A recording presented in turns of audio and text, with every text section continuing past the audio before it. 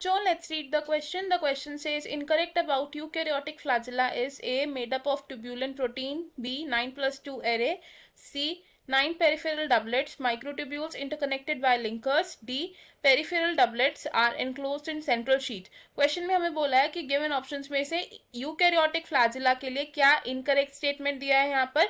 In this question हमारा की concept है यूकैरियोटिक फ्लैजिला. की concept is eukaryotic flagella.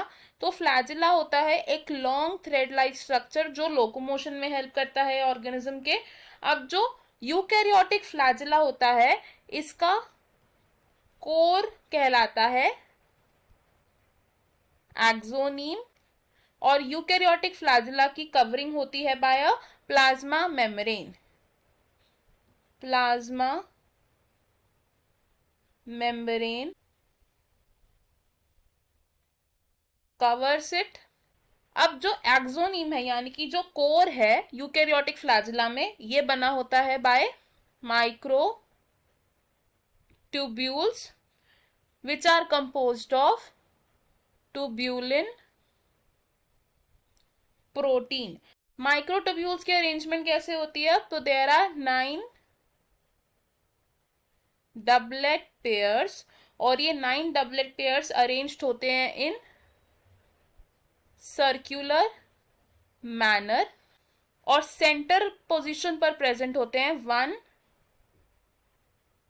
Doublet pair of central microtubules और इस अरेंजमेंट को हम कहते हैं 9+2 अरेंजमेंट. अब जो सेंट्रल माइक्रोट्यूब्यूल्स होते हैं वो कनेक्टेड होते हैं by bridges. Central tubules are connected to each other by bridges और इन सेंट्रल ट्यूब्यूल्स को एनक्लोज करती है एक central sheath. Enclosed by central sheath. और अगर पेरिफेरल माइक्रोट्यूब्यूल्स की बात करें तो जो हमारे 9 डबलेट पेयर्स हैं of peripheral microtubules they are connected by linker proteins. Peripheral doublet pairs are connected by linker proteins. अब सेंट्रल शीथ और पेरिफेरल माइक्रोट्यूब्यूल्स के बीच में प्रेजेंट होते हैं रेडियल स्पोक्स जो एक इंटरकनेक्शन का काम करते हैं. Radial spokes are present between central sheath and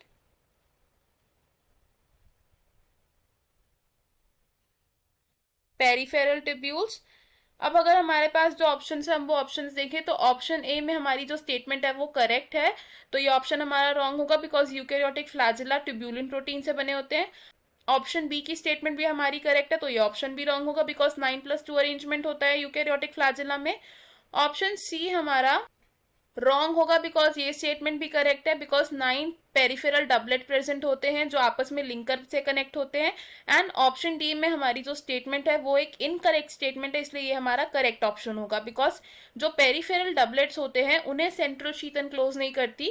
central sheath enclose करती है जो सेंटर में प्रेजेंट पेयर होता है माइक्रोट्यूब्यूल्स का उन्हें.